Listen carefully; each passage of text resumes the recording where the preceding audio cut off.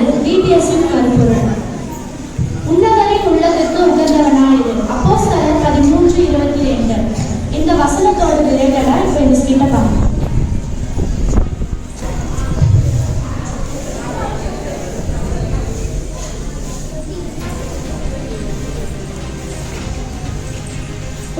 நான் பெறுகிறேன்.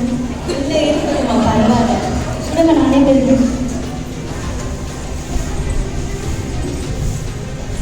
சில நாட்களுக்கு பிறகு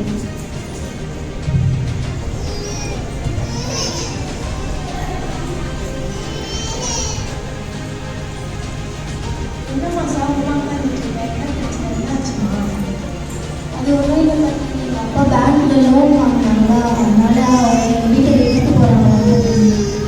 போயிட்டு ஆட்டு ஜன்னம் பண்ண பிரச்சனைலாம் சரியாக இருக்கும். சரிங்க பண்ணி.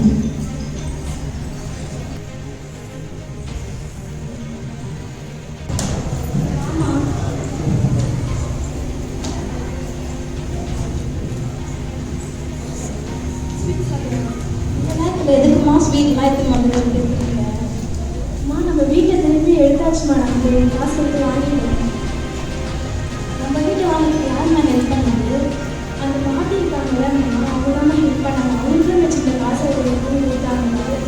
அந்த பாட்டி ரொம்ப நல்லவங்க. வாங்கினா அந்த பாட்டிக்கு போய் நன்றி சொல்லிடலாம்.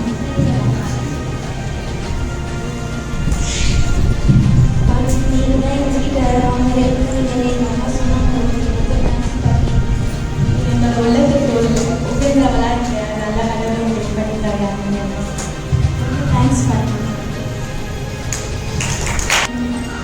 ரோஸ்லின் வந்து அந்த பாட்டியோட உள்ளத்துக்கு உகந்தவளா இருந்தான். அதனால தான் ஏசப்பா வந்து அந்த பாட்டி மூலமா ஹெல்ப் பண்ணியிருக்காரு.